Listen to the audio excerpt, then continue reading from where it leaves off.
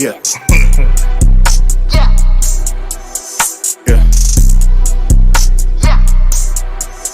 Talk my shit. Yeah, I want to throw this bit across the wall. Season 4 is upon us, and there's a lot to cover. We've been out for 2 weeks. Call it a vacation. I don't know if they actually was ready to come back on this screen and share their confessions, but I will say yesterday, I know I pissed Mario off because he didn't even call me the last 2 days. I'm sorry for my reels, but they were goddamn hilarious. You got to admit. So yesterday, after my Tampa Bay Bucks were eliminated last week, and then I talked to Tom Brady, he said he didn't want to beat Dak Prescott on Martin Luther King Day. He said it didn't look right to beat a black man on MLK Day. And I said, Tom, I never thought about it that way. So the Bucks are home, the Dolphins been home, and yesterday the 49ers versus the Dallas Cowboys. And I must admit, it was a better game than I expected. It was really a good game, man. Y'all had your opportunities, but the San Francisco 49ers prevailed. And we got 2 people on this screen. So there was 4, and now there is 1. I'm going to give it up first to Chris Montana. Well, first off, I got to wait a minute. It's kind of cold in here. Is it cold where you guys at? Maybe it's just Orlando. Let me put something on. I don't mind. Don't mind me. Don't mind me. I'm just going to put a little something on because it's it's kind of frosty up here. It's still kind of cold. So I'm going to put some more layers on. You know what I'm saying? We're going to put these layers on while we, you know what I'm saying? Yes, man, it was a great game. Great game. I think that my team surprised me. Me and Hart had a conversation before the game, not right before the game, but days before the game, about I thought that we might have been fool's gold. When you look at our record, when you look at the teams we played in a weak division. We played against a weak division. We have some of the worst losses there was this season. We lost to the Bears, who's getting the number 1 pick. We lost to Russell Wilson, worst quarterback in the league. We got blew out by the Chiefs, and we lost to the Atlanta Falcons this year. So those are terrible, terrible losses. The strongest win we had going into the playoffs was the Chargers, and they ended up getting knocked out the first round. The Dolphins got knocked out the first round. So I thought we might have been fool's gold. I think the Detroit. I think Dallas defense is amazing. I think it was one of those plays where they deflected the ball, and if that cornerback would have caught that pass, totally different game.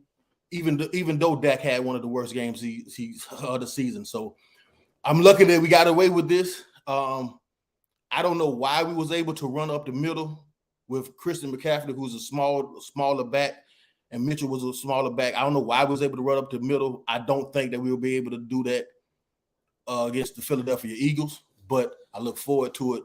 Maybe we're going to spread them out, and I love what Kyle Shanahan is doing over there. I love what we have. I love Purdy. I don't want Brady. I want to say this publicly. We do not want Brady. We have our quarterback. And I think we Super Bowl champs, man. I really think we Super Bowl champs, man. 49ers. I really will let Tom Brady know that. But if y'all go home next week, Brady is coming. Y'all, I'm telling you what it is. Don't want him. Okay. Well, I'm gonna go to the person that definitely needs a quarterback. The Dallas Cowboys #1 fan on this show, Super Mario Sr. I give my condolences because, like I said, it was a good game. I can't even say somebody got to lose in the game, and Dak made some errors, and I actually saw a lot of missed opportunities I think could have changed the fate of that game. But, my team home. Super Mario. Hey, man, first I want to say congratulations to the 49ers because they definitely won. And no matter how you win, a win is a win. You know what I'm saying? I just my beef wasn't with the 49ers fans. It was more with other fans who were so elated that the Cowboys lost. You know what I'm saying? That'd be my only beef. I don't mind talking trash. That's why I got on Chris Leo and a couple of my homeboys who I know been 49ers fans had went live last night, and I got on because I could take the shellacking from people who actually won. and people who I know as fans. But when I know your team's sorry, have been sorry, it's trash, and been home, and then you have something to say about a team who for sure was better. Then they start making like ridiculous stuff like, oh, they killed you, but they didn't score. But one touchdown in the third quarter when our running back was hurt, and we had two picks, and our defense stood up. Like, oh, Purdy did great. No, he just didn't do bad. Like, it just then I started thinking about, you know what? I'm talking to people who just watch this one game in their life and they don't really understand football. So that's part of my working on myself for 2023 and just revert to just be like, you're right, because you just want to be fun, pick fun at the Cowboys. But I know what I signed up for.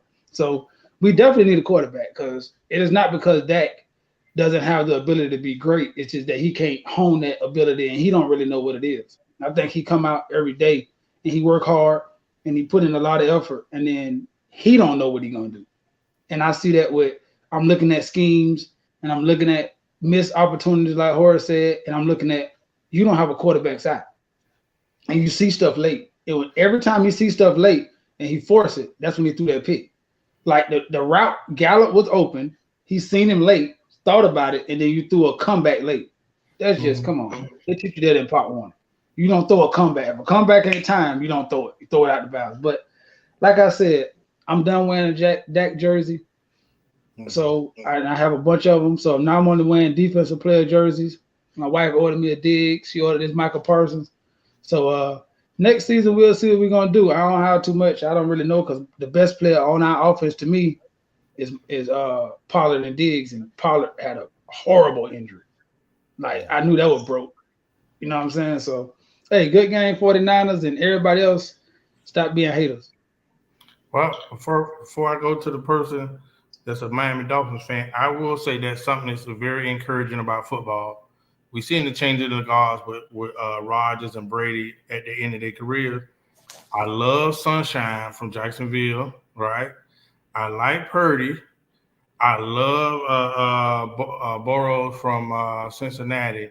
I'm liking what I'm seeing. So, yeah. The only thing I didn't like about that yesterday, like those young boys, I seen them run. Like they had that intensity. Like, I want to win this game. And I don't know. For somebody making that money, I was looking for that to do some extra effort. Even Brady sometime will take off, knowing he about to get knocked out. So I just, when Joker made that money, it ain't got that heart. Dog ain't in him. Yeah. He ain't hungry no more. They done fed him. So I think he is. I think people thought the 49ers had the number one defense the whole entire year. It's not like you're going to just go out there and then get your leg broke again, Bill.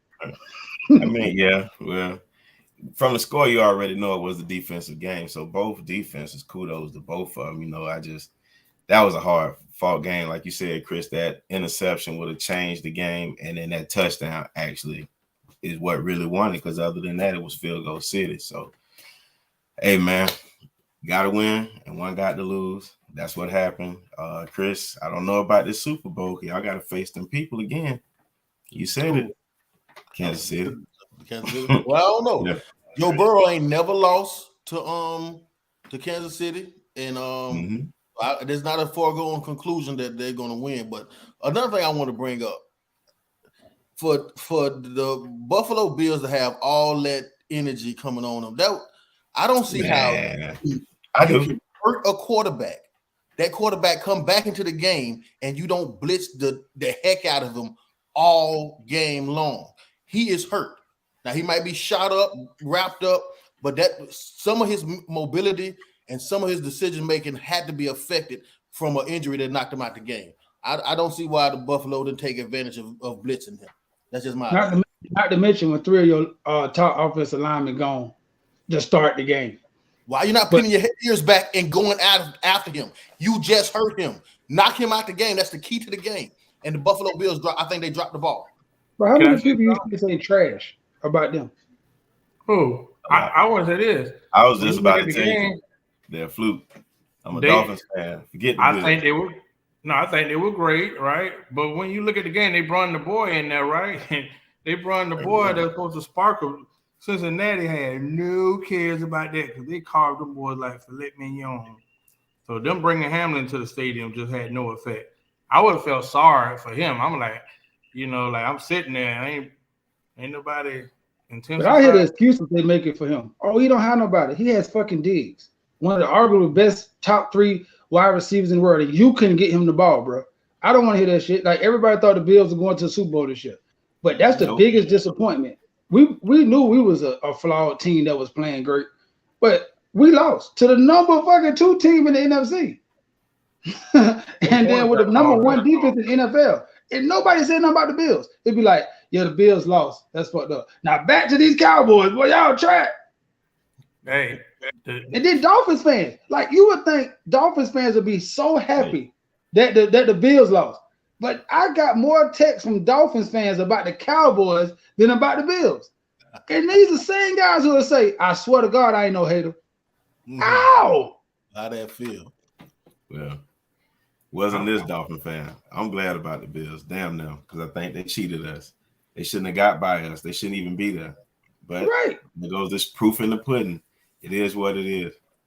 Here go the scary part. Here go the scary part. The Cowboys was that close, right? The Dolphins got farther.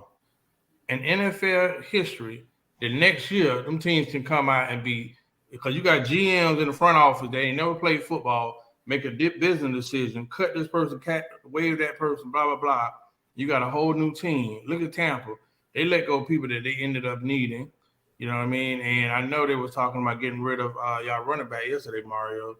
And I'm saying I probably would too. But, you know, you got something. Keep building and keep going. Everything about money now. We got the wrong thing. We got the wrong person that made too much money. Y'all better do it straight up. Y'all better do a straight up trade for Lamar. No, we can't. Because Lamar gonna get franchised. But I'll take Derek Carr. I'll take Derek Carr straight up. I agree. Straight up? Right now. I'll take Derek Carr straight up. Would you take an old Brady? Hell yeah. Dog, we have a good team. We need a decision maker, bro. You gotta think right now. I ain't trying to be funny. Dak threw an interception when we was at the 30-yard line. Then the other one he threw when we was finna go start driving down the field. Like the man threw 15 interceptions, bro. How many coordinators have he had though? I mean, I don't want to give him too much of Kellen Moore. We had Kellen Moore for the last 4 years. So that's his boy. He trashed too, but he finna go. All our coordinators finna get head coaching job. So they gone. Dan Quinn and Kellen Moore gone. Big shout all I can hope. D'Amico Ryans wrote up a great game. What they had to do with the interceptions? They having the coordinators. What they got to do with the interceptions? Like when this man made stop and still threw it, it's like, you know, that's what I keep saying. As a quarterback, me and Jason was talking to. I said, as a quarterback, bro, you know this. You give out options. So right now, I say this is the defense they're gonna have. This is how we beat them. This is your check 1, 2, 3, bro. From then on, your quarterback has to make the decisions of what they see and what they give. Bro, you making the wrong call every time. Mm-hmm. Every time, bro. It's Dak. I ain't gonna lie. He's not bad. That's the thing. He's just not that good. What about that last play? Somebody explain that last play to me. Zeke lining up on center, and he's supposed to block this 300-pound man running full speed at him. No, I ain't see that happen. It's supposed to be a quarterback special, right? Pass and throw it back almost like a flea flicker. Yeah. You better get a lineman in there. Put Zeke at center. I definitely. That was so fun because you could have got somebody hurt.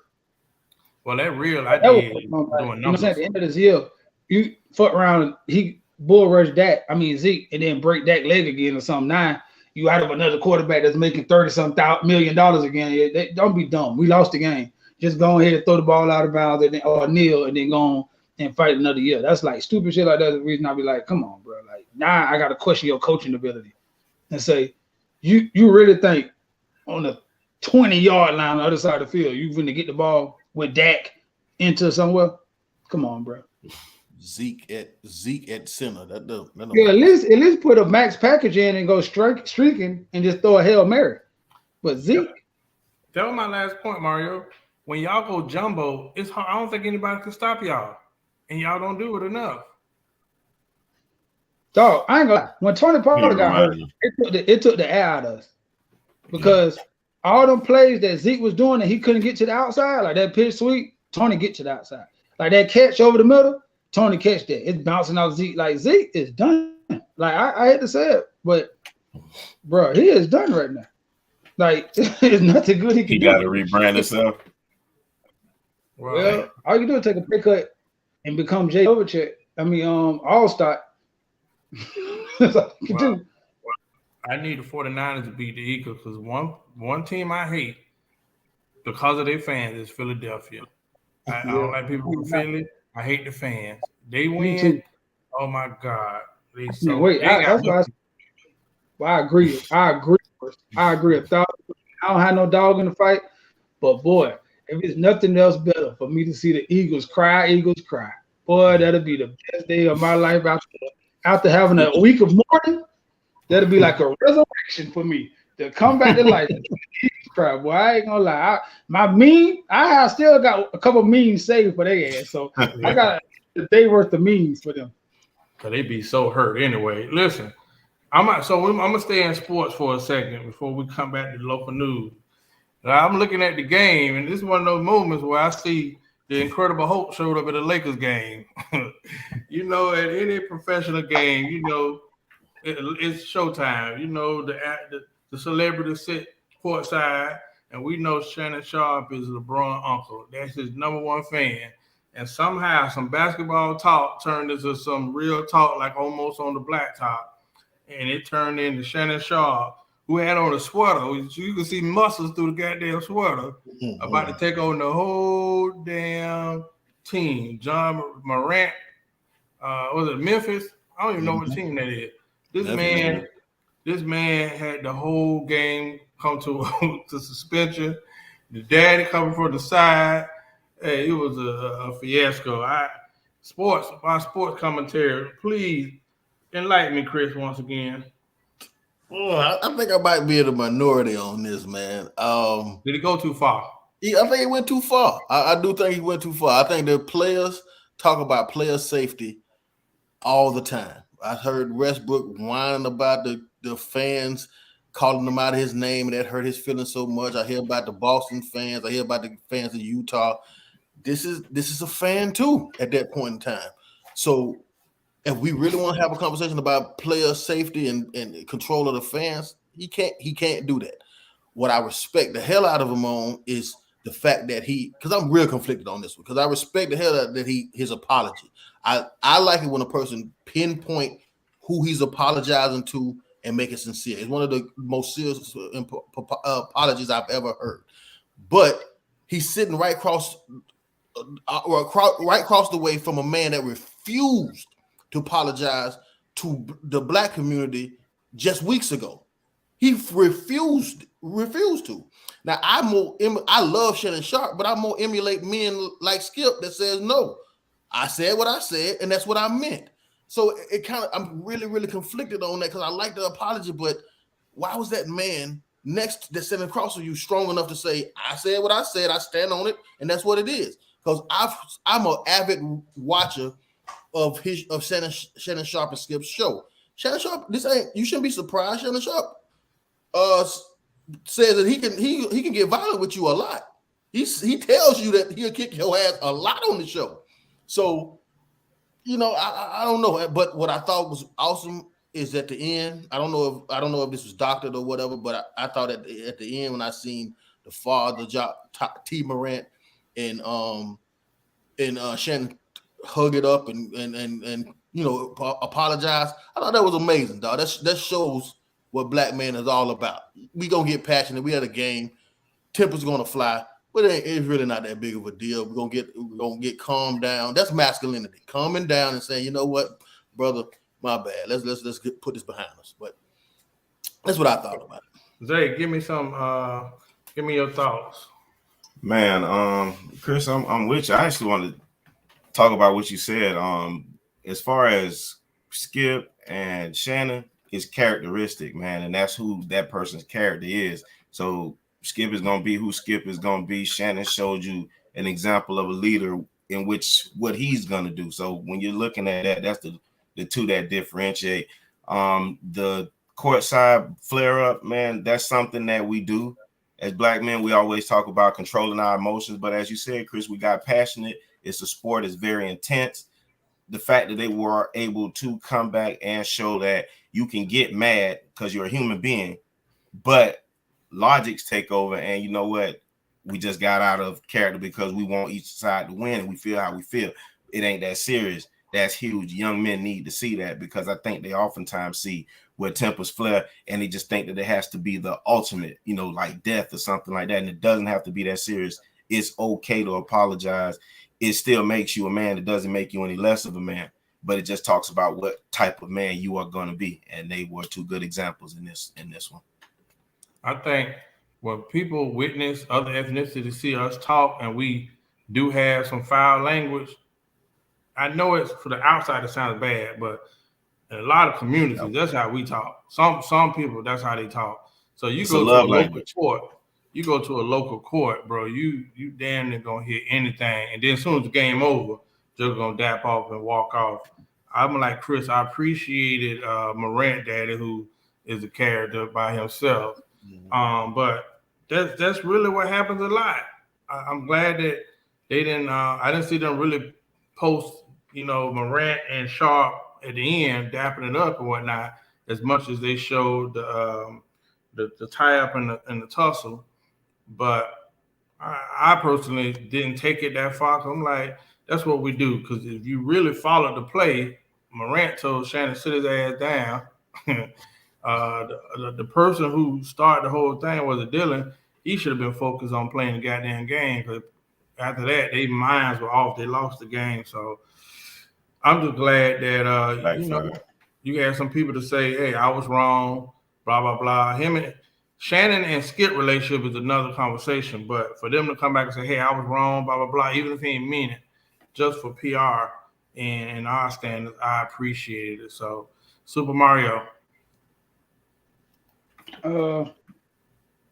I definitely thought that was wrong, but who am I? I got a bad temper too, that I'm working on to throw stones when I stay in the glass house.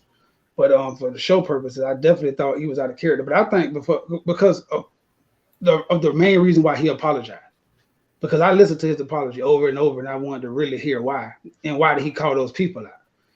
And I think the difference between him and Skip was, to me, it wasn't no difference. I believe Shannon Sharpe in his heart thought he was wrong. So he apologized. I believe if Shannon Sharpe did not think he was wrong, then he wouldn't apologize. I think Skip felt like I'm not wrong and y'all are not going to bully me into apologizing. I really believe that. I believe, what would y'all say? I don't believe I was wrong. I know my intent. And damn how y'all want to look at it. I read it over back and forth and I'm like, yeah, I feel you, but I don't mean it. And this is the way I wrote it. And I'm not apologizing for something that I don't believe in my heart that I was wrong on. So I believe they both was in the same spectrum. I just think that Shannon just believed he was wrong. So that's why when he believed he was wrong, he had to do what he been teaching so many other young men to do, because he's such a pivotal point for the black community. So I believe once he in his heart as a man thought he was wrong, he would have felt like he was being disingenuous as a person not to do that and to do it that way. Like Chris said about calling out name for name on how he felt he wronged those people. Because if you notice, he didn't apologize to Ja Daddy. He apologized to specific people that he felt like he was wrong too. And I feel like, man, that's what men need to see. Like they said, you need to see more of that. You need to see more of that, because I don't want to see that behind the back apology shit. I want to see it front and center.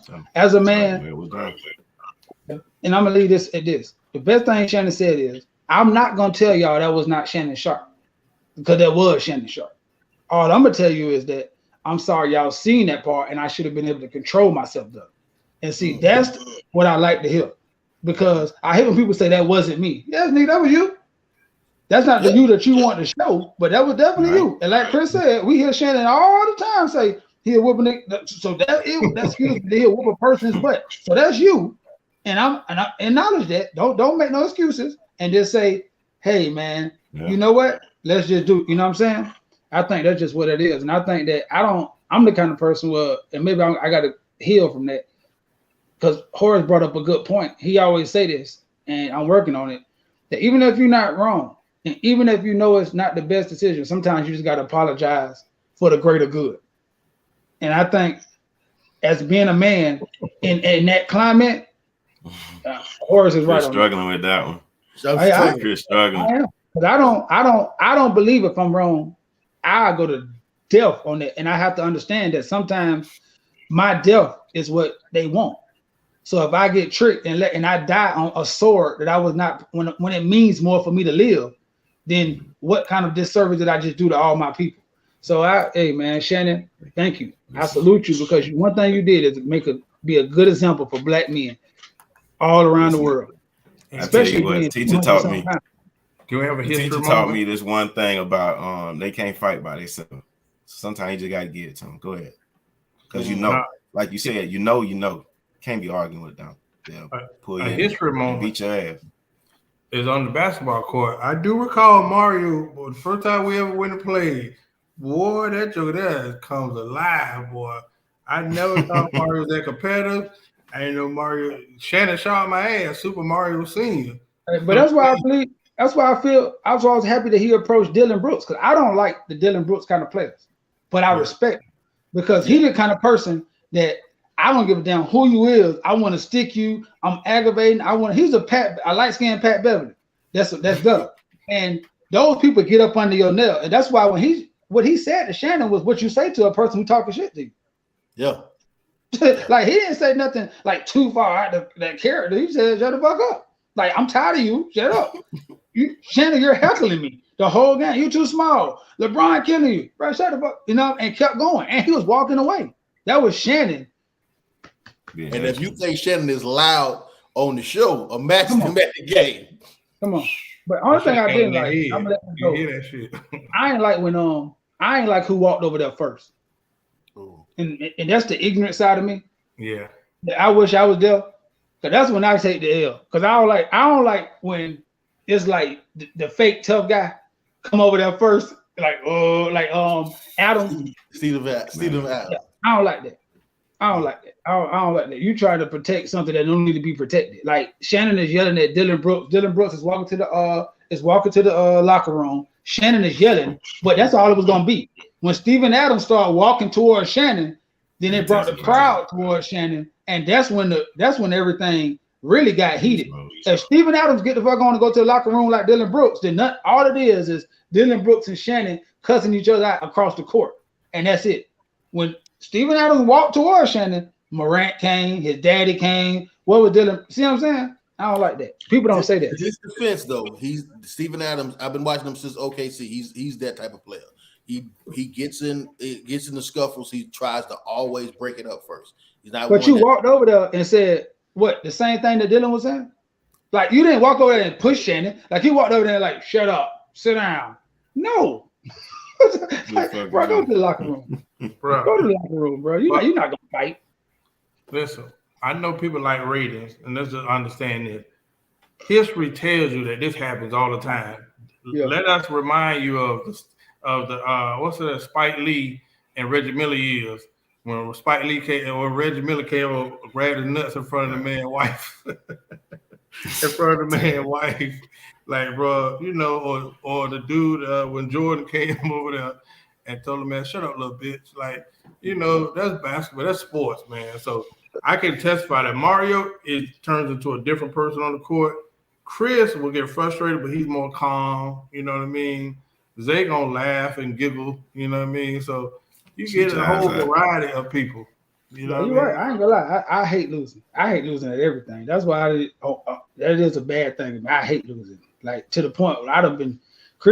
We stayed together in Orlando. I'd have been so for 3 days for no reason, just because I don't want to lose. Like we're trying to break everything. That's when he had the high voice too. I'm tired of this. Y'all play, man. Come on, hustle down the floor. Hey, let's go. Let's stay. Well, let's stay on the topic of angry black men as the media portrays it. Hey, Ed Reed took over as the head coach of Bethune-Cookman for hours.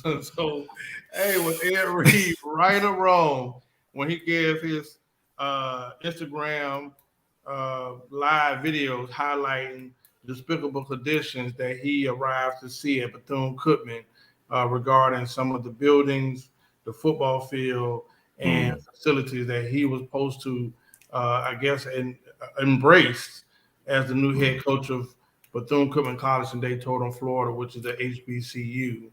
Hey, so was he right or wrong, Zay? Hey, listen, what Hardy said, and I feel like in Ed Reed heart, he felt like he was right, and he said the truth. And a lot of people don't like to hear the truth. That man don't come from them kind of conditions, and he got a heart for the kid. That man had tears in his eyes. That's how Hart felt. He meant every word of it. Who am I to tell a man how to speak his mind and his heart? You know it was real. And he came in trying to make some things happen, but people don't like when they skirt tail get shown or whatever. Shirt tail, skirt tail, whichever one, but it got hiked up. I'll tell you what, the AD attended the meeting via Zoom. Yeah. Got a lot of explaining. Lucy got a lot of explaining to do. Mario. Hey, I definitely think he was wrong, but I think that they handled it wrong too. I think he was wrong because once again it showed, because now you're going to be a leader of young exceptional men, and your main thing you're going to be telling them is what? Use your head, control yourself. Because on football field, that's what he's going to be telling as a coach. Control your anger, understand this, play between. So all his preaching is going to fall on almost deaf ears. Is when you get up there and you are out of control, man. At the most, like when you run into the first sign of adversity, because he's not been there but a week. So you being at Bethune-Cookman a week got you so frustrated and so mad that you just couldn't take it no more. That you cussed out of the week, you cussed for 3 days straight on camera and was spitting mad. And I understand the passion, because if you've never seen Ed Reed, he got that same dog that and he do the same thing for kids too. He loved kids equally as much. So I think this is a subject that's not going to be talked about. HBCUs, the people who running them right now, to me, are what's hurting the black society, because they're the uppity people who gaining off of us, but don't really understand what they're doing for us, right? They're looking at the short run instead of the long game. I think this: you pull Ed aside and say, Ed, you tripping. Let's work together here. The biggest thing we got to do is for the kids. Ed had pulled together a bunch of his rich friends and investors and was going to start building campuses, building schools. He was taking out the Deion's plan. He reached out to him to see what he did at Jackson State. Shaq was on board with him. A bunch of millionaires was on board with him to rebrand and rebuild BCC. As you remember, when BCC took over that job, when they had that problem, where did they go to Jackson State with Deion? It was already a connection because Deion a Florida boy. You know what I'm saying? So the line of help was gonna be there. So what you do, Adrian James was there the second day he got there. What you do is you let your pride, because he's spilling y'all in-house news to the world, because he wasn't lying. He was telling the truth of how y'all had these kids living, playing, and going to school. But since he put y'all on blast, you let your pride overthink all these kids. And now, you fire Ed Reed. Ed Reed goes back to be a millionaire. Somebody else gonna give him a chance. He's gonna still coach. He loves to coach and loves kids at whatever level. But now you don't have a new stadium. You don't have a great coach. You don't have TV visibility no more. You don't have, now all of that hurt the kids that could have probably had a pipeline to go to the NFL to change and break generational curses, because you didn't like what another black man said. That was the truth. And I think that's when we say, do I think Ed was wrong? Yeah, he should have controlled himself, but I think Bethune-Cookman was wronger. I don't know if that's a word, but they were the party that was the wrongest. I don't know if that's a word either. But you see what I'm saying? I think they was, and I think that's just what I think. And I think it's the same thing at Jackson State again. And I'm gonna say this, I'm sorry to go long. Last thing. People keep saying, is it an attack on HBCUs? No, it's an unveiling of what's been holding HBCUs back. And every time, in every couple of years, you have to just snatch down the sheet and say, hey, this is what's going on. It's not the white man with his foot on our neck. It's these Negroes right here who keep hitting the pot and who keep putting themselves first so they can go to banquets and have these accolades and keeping our children oppressed. Get all of them out of it, expose that so we can get worked on, and HBCUs can be back on top. That's all I got to say. Well, listen, before I go to Chris, I want to say this. What you said is 100%. Prime set a new bar. And even all the stuff that Prime did, that Coach Prime did, when he got Walmart, he got Chevrolet, he got all those sponsors to come in and invest in our kids. All of those are white entities, right? So I felt like Ed Reed felt disrespected. I'm a Hall of Famer coming in here to put in all of these hours when I could be retired and living in the sunset. I'm a Hall of Famer, and I arrived to these deplorable conditions. Y'all couldn't even clean up. You can hire labor pool people in Delray. Daytona Beach. People looking for work. All of these buildings. When he highlighted the way he did that, I could understand that it was a black eye. And I'm pretty sure in their clause you can't do such things. That probably led to their separation. But you got a Hall of Famer coming to volunteer his hours and his time and his commitment, who's going to bring in more commitments to your school, and y'all disrespect them like that. So I kind of understood that. But like most HBCUs, and their boards are full of what I call the new blacks. Who are the new blacks? People like Mario said, the people who, they'll hold these galas and, y'all act all prestigious, that will take all the money. See, you don't just take some money. You take all of the money from these programs, and then you don't even put back into the program. But you'll take money like in the Jackson State situation. They selling out stadiums, and then they find out y'all done took money and put it in this fund and that fund and what that fund is. And then you tell that department he ain't make no money, because Dion got money, everything over 26,000 seats was his profit. But then you tell him, oh, this game you only had 24,000, so he ain't make no money. Come on, bro. Like, it ain't bad that you robbing, but you robbing something that's feeding you. So was he wrong about how he did it? Probably not. You know what? I'm gonna say no. You know why? Because these things need to be exposed. It's getting old, man. You go look at Daytona, Bethune-Cookman for sure, which is the highest HBCU in the state. And Roosevelt is probably in better condition. Doors falling off. It looks horrible. But hey, shout out to Ed Reed, who came from the U, trying to build up something in Daytona Beach, who ain't had nothing good since Daytona, and I was there. Chris Montana. I think, to quote DeMario, I think he was wrongerish. I don't know. We're gonna copyright it. The thing that I would say, the reason why I think he's wrong, he never signed the contract. Oh, you that's wait true. till you sign the contract before you start running your mouth. You wait till the dotted line. We had heard about you being the head coach a week before these incidents happened. Come to find out, you never signed this contract. You should have signed this contract. And before you signed the contract, you should have went to do a tour of the school. And after you do a tour of the school, you don't get on the internet arguing with trolls. These are not official people at BC Bethune-Cookman. You're arguing with people in the comments. Chill out, bro. Chill out. You said that you got those kids to help clean this up before you even hired. What you did was make it so those kids have an emotional investment in that place now. So now when other people try to trash it, then they'll feel a certain way about it because they don't want to help make it better. But even on that, who messed it up? It wasn't a bunch of white people coming in there messing up that place. It ain't a bunch of Mexicans coming up there messing up that place. It's us.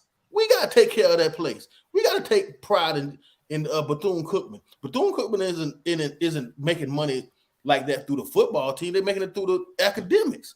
We need some of the people that got their degrees from there that's on having these great jobs to come back and put something into this school. Daytona Beach, Bethune-Cookman cannot even play on a field where their logo is on it because they share it with a high school and another, I think, Daytona State. You know what I'm saying? So I get what Aunt Reed was trying to do, but what we have to understand, especially Black men, especially men like me that's new into management, we got to leave our emotions alone sometimes. We cannot talk about the very job that we're at and the bosses know. That's just at every job. You know what I'm saying? I remember when Dion got his stuff stolen from him. That lasted what 10, 15 seconds, and then he moved on. Dog, I love you, Ed Reed. I love it. And I think it was amazing what you was planning on doing. I like what you said about the kids, but if you truly care about the kids, if you truly care about the house that you sat in on that couch, dog, you gotta control yourself. You gotta secure the bag. You gotta secure that job, because that's how them kids are gonna get to the league. That's how you're gonna be able to teach them kids. You're gonna be able to reach them more by probably closing your mouth, dog, and just get the job, sign the paperwork, and make a difference from within. You know what I'm saying? So, look, I think I was looking at Orlando Media Group on Instagram. Kids are starting to speak out about it now, and that's who should have been speaking out about it. The kids that's paying 30-some thousand a year to go to BCCU. I mean, to Bethune-Cookman. Those are the people that should have been talking about it, and now they are bringing awareness to it. So I think it's a good thing. So the same Shaqs, the same other people that was there to support Ed Reed. Why don't you guys come in and do some remodeling, and let's keep this going, because only people that don't save us is us.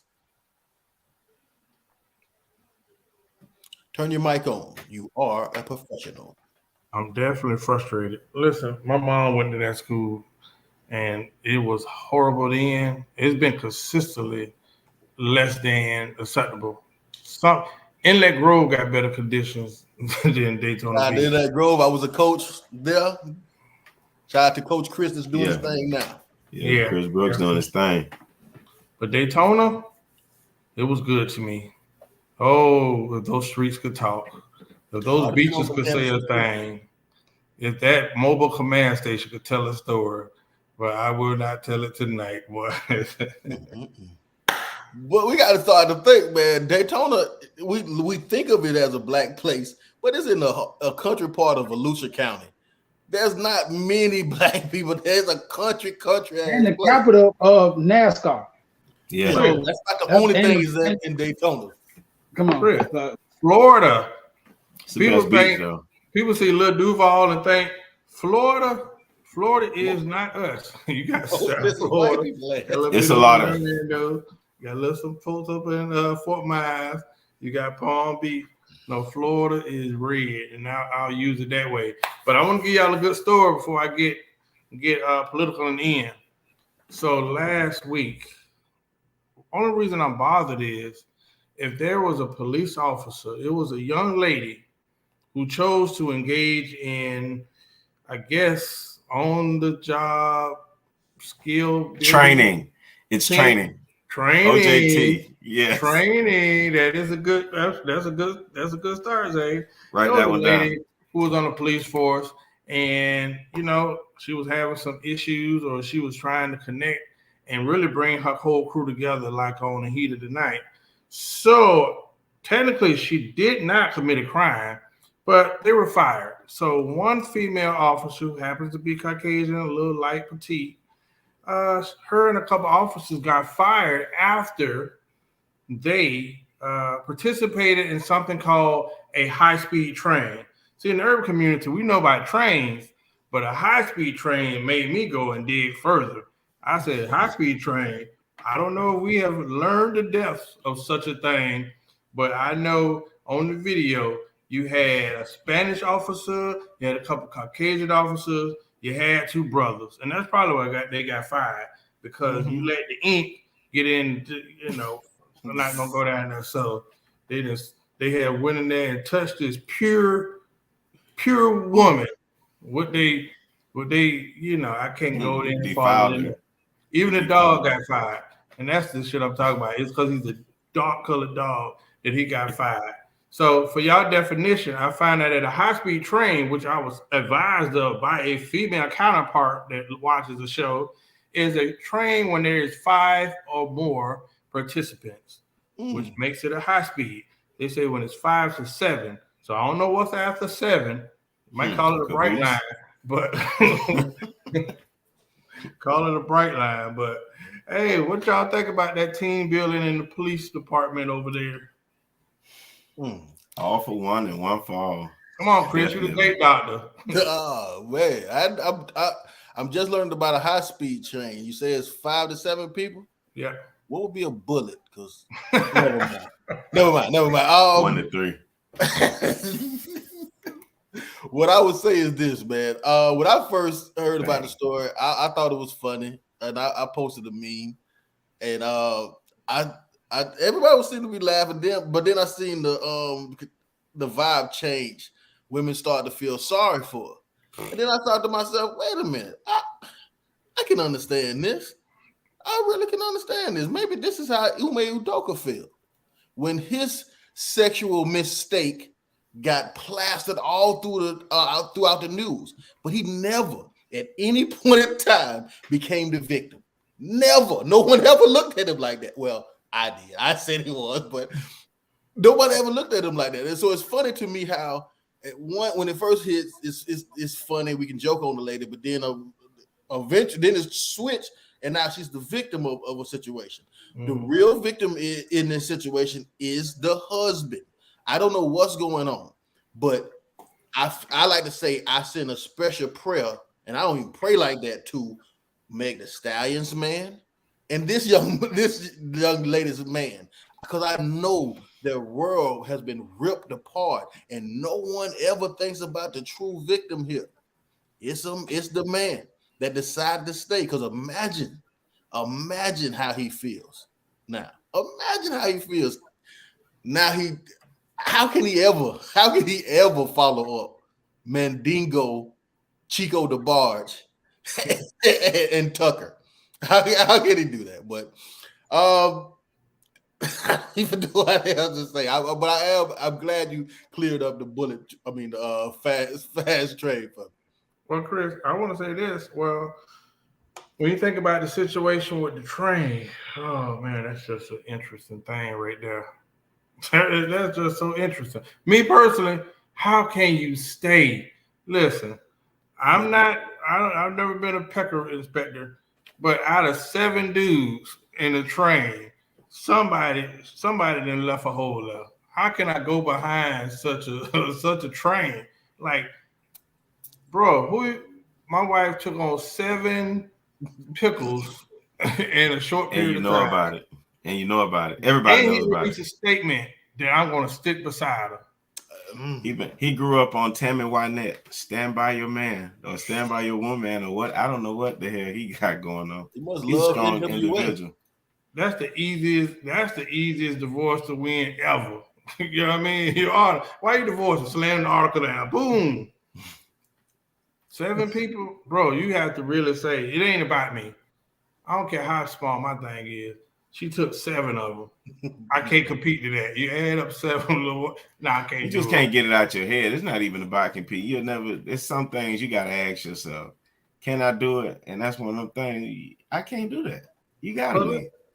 But some women, hey, listen, don't do that. We got to say something. There are a lot of females who don't feel it.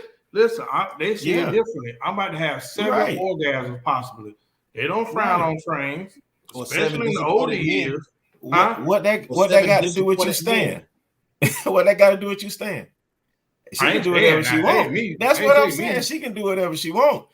As the man, the victim that Chris was talking about, I can't stay. I'm sorry. I'm shallow. I'm not staying. It doesn't matter. Chris, what you saying? I'm saying you said it could be 7 disappointed men too. That could be garbage cabbage, but still. But it did a few times, so she was gonna try to get her way to the top. So Mario, give me some positive on this. What's positive? I want to say that I think we're looking at this all wrong. I think we acting like that this is her first occurrence on this railroad track is asinine. There's no way you wake up one morning after a healthy life of marriage and just say, "Yeah, I'm going to take 7 to the face or to whatever part of the body you want to take." There's no way that happens. There's no way that happens. You come from a long line of trains. This has been groomed. It's been mastered, and it's been mastered so much that you thought that you could excel, so you wouldn't be the girl who had 7 disappointed men at your job and at your workplace. So I always say one thing for sure: she was showing out. This was her best qualities. And I believe her husband probably knew it because he probably been one of those guys who like to watch. I think this was that's why he stayed, because they might be into that. We live in a freaky time, right now, where it's all kind of stuff that we might see and turn our nose down on, but it's running rampant in this world we still right now, especially with married people, because now it's no box. Everybody living outside the box, setting their own rules and doing whatever they want. And when you look at the numbers that Pornhub pull in and all these fetish channels and all that kind of stuff like that, it's a lot of people out here who married who doing a lot of nasty things for no change, just for the damn thing. And I think this is one of them situations where she found a group of people who wanted to partake, he wanted to watch, and they were having a good time. The only problem was they was on the clock. That's the only problem. But I always say this, who gives a damn? I feel like right now, we got 5 officers that just been let off for beating the hell out of a little boy. We got Trayvon Martin and people like who was still like, there's so many other things you can highlight and fire officers for. I don't give a damn about 5 officers who had consensual sex with a woman on the clock. What about the 5 officers who beat the hell out like a pinata about the little boy who was walking home? Fire them. That's people like blast their name, fire them, and make a mockery of them. But they had consensual sex with grown people on the clock. Cool, dock them, they pay, and hit them. They was getting because they're getting fired for stealing time. Yeah. So at the end of the day, you can go get another job. That's all you got done for misappropriating time. But at the end of the day, bro, there's so many cops out here doing so much other stuff. We just had a riot downtown by the protester that was hurt. They tore up Atlanta, tore it up. It's screwed up right now downtown. Burning buildings, police cars, all that stuff by the protester that was hurt. I'm talking about it was on fire downtown. And people out there didn't hear it. It was World War II, the same way Black Lives Matter was tearing up stuff. It's like that downtown Atlanta right now. And we're talking about a woman who is, to me, she just got into the wrong business. And maybe she was trying to get into that business, and her fallback was police work. Because it seems to me she had aspired to obtain greater things in life. And just like most of us, we fall under the stars, aiming for the moon. And she fell on some other things. So I say kudos to her for saying, hey, I'm going to do me, and her man for saying, hey, we signed up. We're going to ride this out. But I just don't know how. But I think, hey, it's a crazy. And I thank you, Horace, for enlightening me with what you call it? High-speed train. High-speed train. I never know. Allegedly, so many people I know had partaken in such things, and I never even know the name. That let you know. I done had some palm trans. Yeah, palm trans. Shit, what's 11 and up? That's tracks. But I know. I'll tell you a quick story. One of my homeboys allegedly told me about a girl who used to call miraculously out the blue when a group of young men stayed in Orlando out the blue, who was married, housewife, doing everything. She just called out the blue, perfect life, perfect wife, don't work a job, and just say, I'm coming over here. Everybody call all your dogs and just come pound me for hours. Then I go back home and be a stay-at-home mom and a loving, devoted husband. So when you seeing stuff like that, man, they, like Jesus said, I done seen it all. I don't understand, but what's crazy to me is that men act like they're surprised by these things. Like even with this situation, even with the Carisha getting pissed on, like women are like that. Like, like this is not. All they tell me is, I see that. All I said, it's a lot of sheltered men out here who be capping. Yeah. That's all I see. I see the surprise and the reaction of what. So I see that you just talking. You ain't really live that life. Yeah, live that life, boy. It ain't got no look. Trainers ain't got no look. I done seen trainers walk down that aisle. Trainers ain't, you know what I'm saying? They no special type. They be in every venue. All shapes and sizes. Walmart, Publix, the library. Boy, I'm trying to tell you, it's no look to that, bro. Because that's the scary part.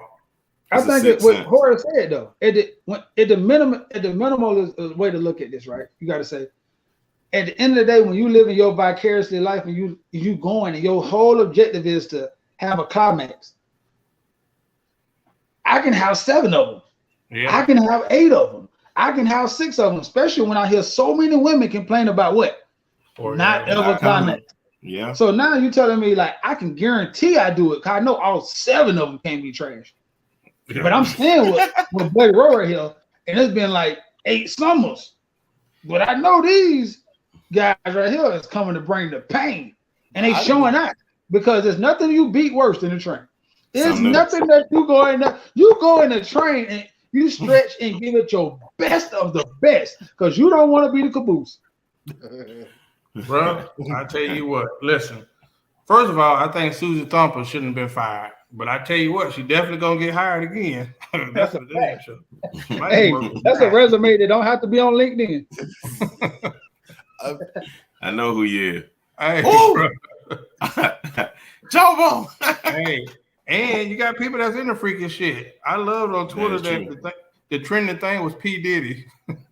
Yeah, that was the new one. But then seen several other women okay that Amara Negro and some other people are saying, I like it. So like Chris said, we got to start acting like these people only exist in certain parts of the town, certain parts of the world. They look a certain way. They got a certain career.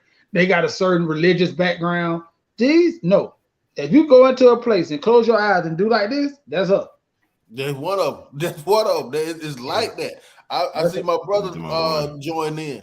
If it's one person that taught me that there's no look, there's no type, any type can actually be the freakiest thing in the world.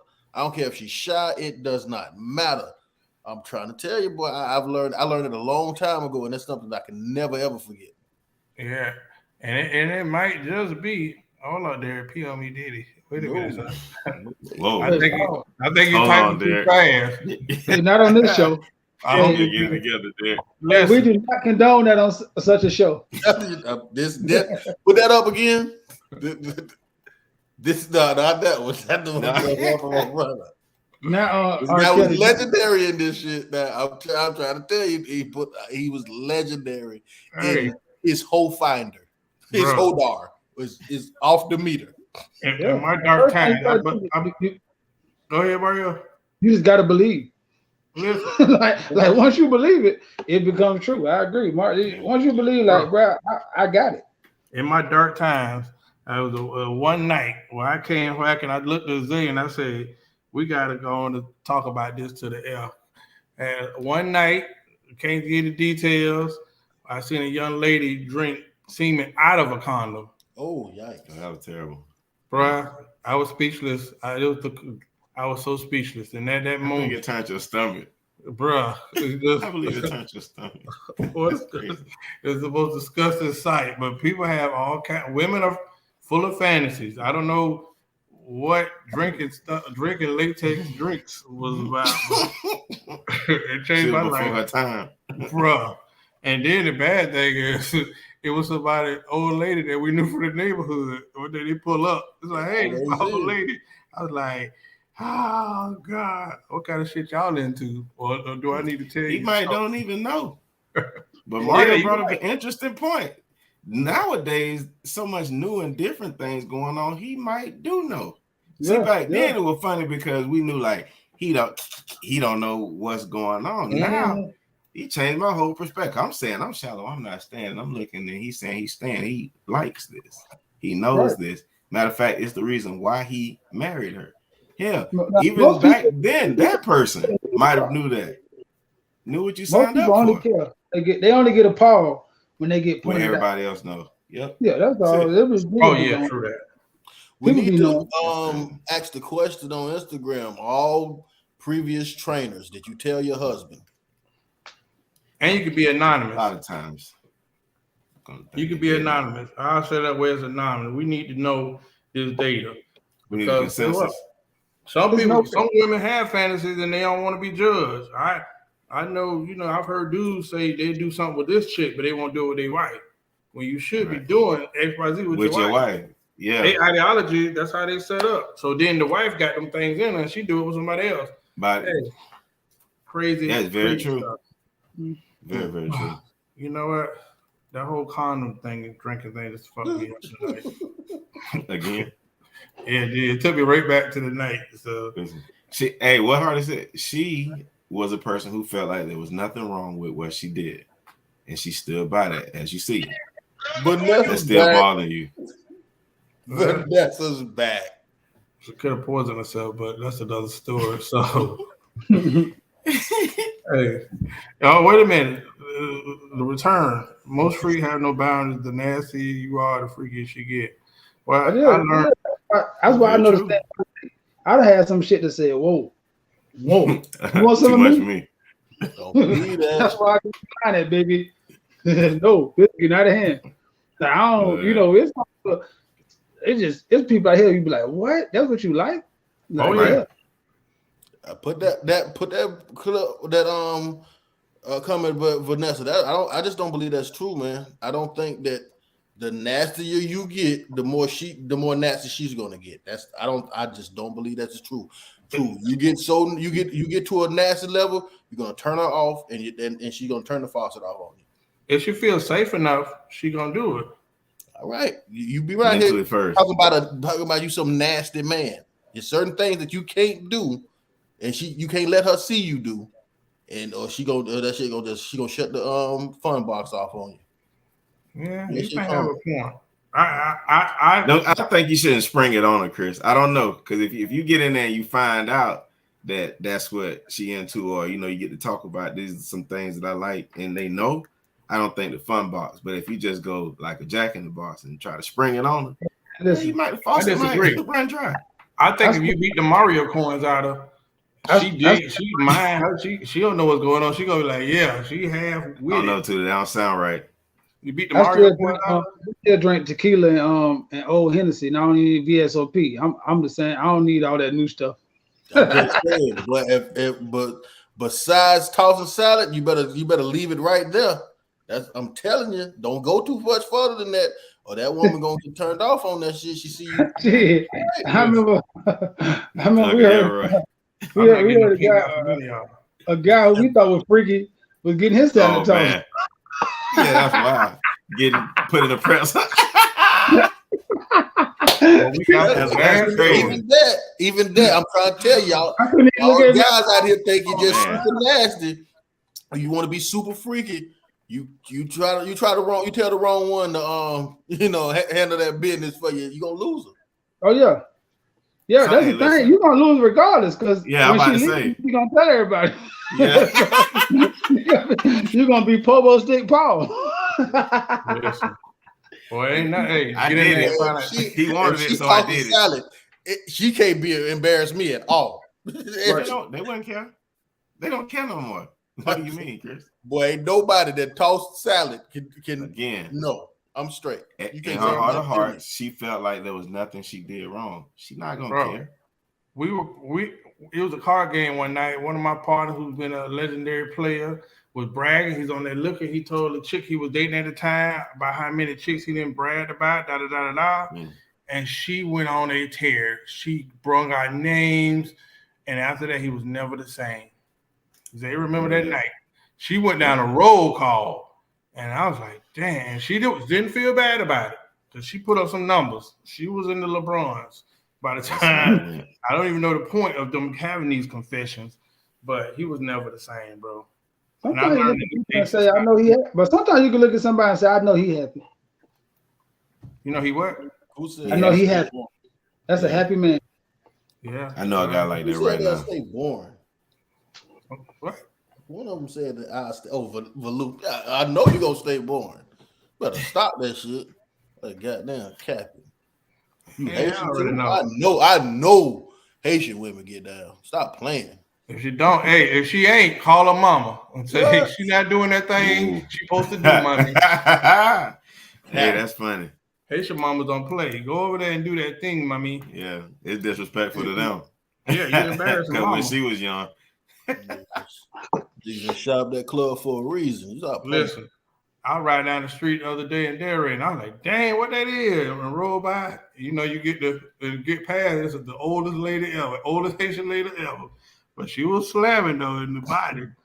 Don't act like it ain't happened to y'all. Mommy, Don't act like it never be happened to y'all. yeah, okay. Yeah, okay. You ain't gonna leave me out on that island alone. Listen, I'm not even gonna sour the mood tonight with political talk. I'll leave it for another time. But you gotta take baby steps a little at a time and know what she into.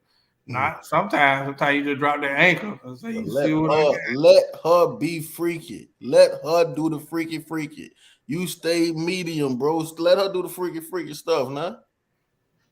Yeah, I don't stay medium, Chris. That she gonna venture out on you. Don't stay medium. My friends brag about. You think being freaky, she gonna stay? You think that's gonna keep her? All right, go ahead. You'll be looking like you gave her oil change. Well, I'm saying if you ain't got enough meat, it don't matter what you got. So listen, Valu say my friend brag about starfishing. We done learned about high-speed trains. We need to know about starfishing. Yeah, it's just too much. Like something else. It's too All right, much. the Undertaker gone. All right. Well, listen, I'm not gonna piss on the mood tonight. I'm gonna give closing comments to the San Francisco 49ers, Chris Montana. Yes. Listen, your team. I just like to point out that 49ers beat everybody's team on the panel right here. But look, we're gonna need your help. We're gonna need your support. We got 2 more games to the championship. We're on a quest for 6. We want to be the team. We want to be the team who has the second most Super Bowls in the league. And I think we could do it this year with our team. So we look forward to that, man. Y'all come back, bang, bang, Niner gang all day long. I'm rooting for y'all when y'all play Philly because I hate Philly fans. But if y'all go up against Joe Burrow, I got to go up with the cigar buddy. That's my brother in the Cigar Society, Joe Burrow. All right. Red man at the bottom, Zay. Even though I was late. It's tax season. Yeah, so it's tax season. Hard at work, man. Infinity Taxes. Come and check us out. I like your red, Chris, but my red better. I don't know that. I'm telling you, it is black on the Super Bowl. Right. Yeah, we win the Super Bowl. Any tax information that you guys need, definitely get in contact with us. We appreciate y'all spending the time with us. Talk about the current events and catch up on this Monday. Could have been doing anything else. You spent it with us. We appreciate that. All right, my brother in the morning. Yeah, man. I want to say a shout out to everybody who a true fan. This is my dialogue right here. I understand what's going on, and I feel like Young Thug right now. I thought the game was something else. I do. I thought the game was something else. I thought when I was told when I was little, you be loyal. You get a team, ups and downs, you stay with them. You stick with them. You got the good days and the bad days. Now, in this society, you laughed at for being loyal to your team from people who turncoats. And I don't understand. Like, that's why I feel like Thug. That's like, so I'm getting ridiculed for being a loyal team player, no matter going up or down. It's amazing. I talked to one of my homeboys. I'm gonna let y'all go tonight. He's a Buffalo Bills fan. He was in mourning as well. My homeboy Bab. No, my homeboy Bab, the only Buffalo Bills fan I knew since I was a little guy. Right? Ever. So that's why I talked to them kind of people because I knew him forever as a Buffalo Bills fan, right? He said, yeah, I ain't really get it as bad as y'all. That's crazy too. I thought we were going to the Super Bowl. That just shows you, once again, my points get proven all the time. I don't care what team you own or what coach you own. It's nothing better to do than bring out a Dallas Cowboy and every hater in the room, if they got a little inch in their body, it'll start percolating like a coffee pot. And then I have to say something negative about the Dallas Cowboys. But I will not be moving, shaking, or removing. Go Cowboys. Next year. With that being said, I don't know where I'll be next season. Waiting on Tom Brady to announce where we go. San Francisco. It's probably gonna be San Francisco. Yeah, listen, y'all lose, we come to San Francisco. You just missing a quarterback, and even in his whole years, he's still in the top 10 quarterback. I have challenged top 6, so we'll be coming in. Last off, shout out to Young Thug for what? For principle alone. I'm looking at how this case is unraveled, and I feel sorry for that dude. And I won't cuss about the other people involved, but this area of people, hey, whether it's your nephew, son, or your baby daddy, these dudes ain't about their life. They rap it, they talk it, they do all of that, and then they get in there and fold. At least I can say when we was out there, we had some principles and whatnot. But when you went up on that stand and said YSL is a gang, you pretty much gave your boy to the wolves. And I don't know who the fool was that dropped the Percocet. Oh my God. I said, this can't be real life. Like, maybe you do need some time away because you guys are purely idiots. But I can't even say that. This era of music is all about drug taking. Last They had era to was pay about him. drug selling. So I don't know what's the next era gonna be, but those are my closing comments. Best He had to wishes be to paid. Thug. He had to be A Percocet. in the middle of court though. Come on, nigga. I'm sorry, man. A Percocet. You got to be kidding me. But today, one of his other man just got beat to sleep because he's spitting on Bella face. One of the little ones on who stood tall with him. You can see there's some knuckleheads still out there, man. It's just a sad day, man, because Yeah. I look at the climate and how people justifying this, how people trying to feel like they're not looking at the real thing of it. That so many people over their head.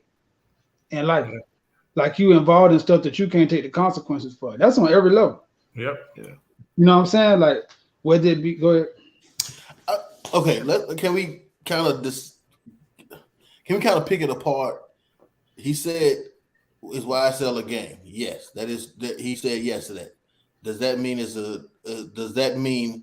is a criminal organization? Yes, that's all the RICO needs. That's all they want to hear. It's okay. Game does not mean that. Okay, right.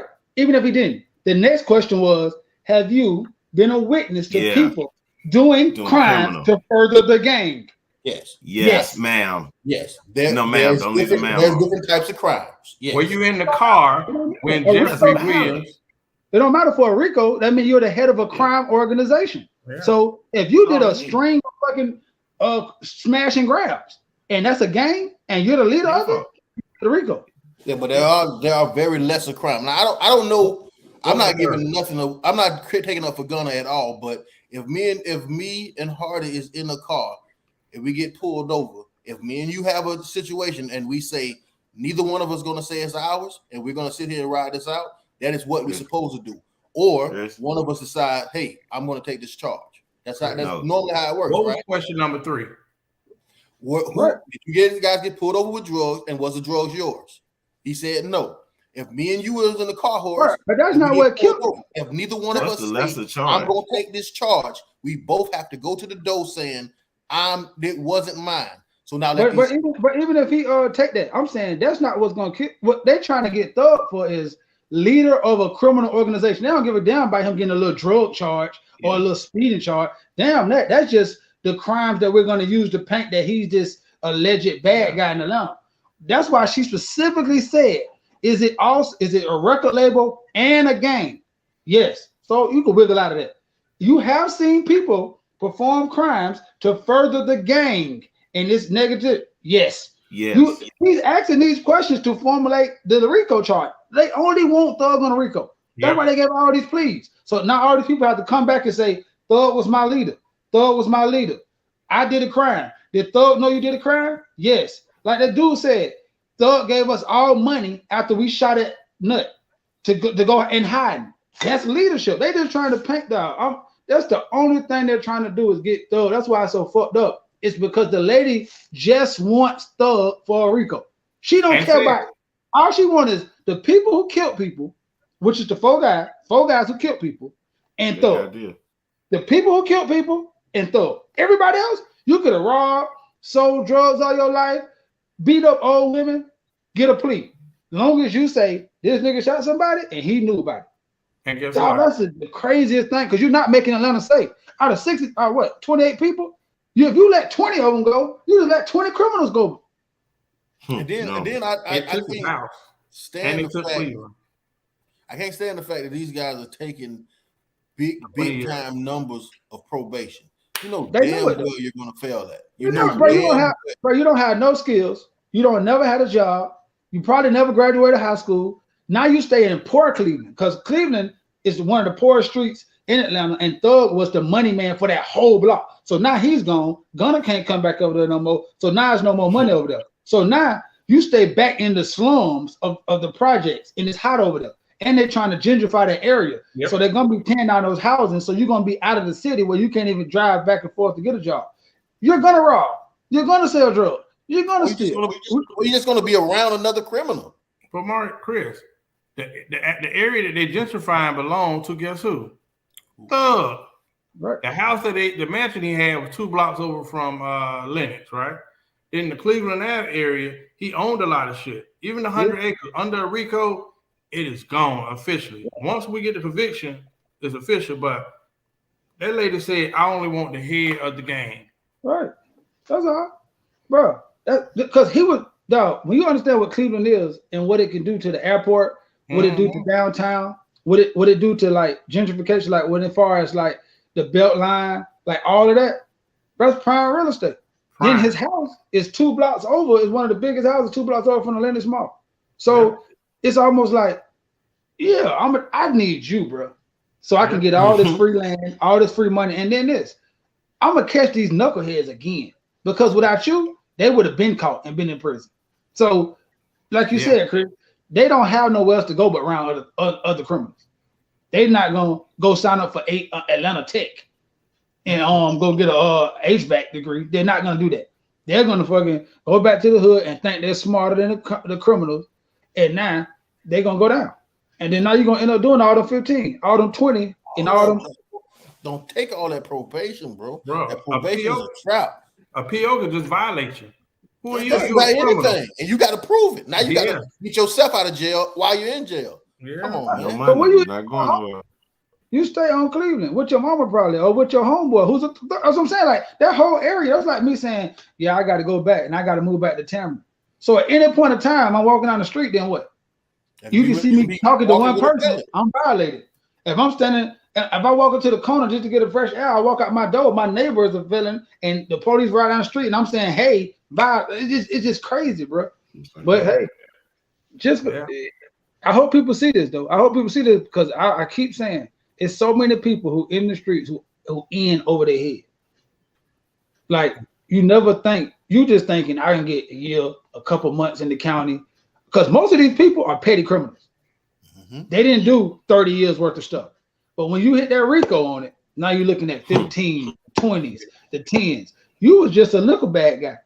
You don't got lawyer money. That's the problem. That's the problem right there. See, a nigga who got stupid money, like Thug, he don't want to, but he got enough money to liquidate his assets and be all right in prison. Yeah. Especially if he get a state RICO because he's going to be in Atlanta. Yeah. And to wrap it up, listen, those people that did those pleas can still be picked up on a federal RICO. Dang it. Listen, there's another episode of Black Super Fred Podcast. I hope you share it. This is one of the best shows. I guess maybe I just off too long, but it felt good to talk a little sports at the end of the year with some guys who still in the hunt. All right. So how about them Cowboys? How about them Dolphins and the 49ers who live to play another week? One more week in the hole. They got 1 week. That's all. Don't worry about it, Bell. Season 4. Season Quattro.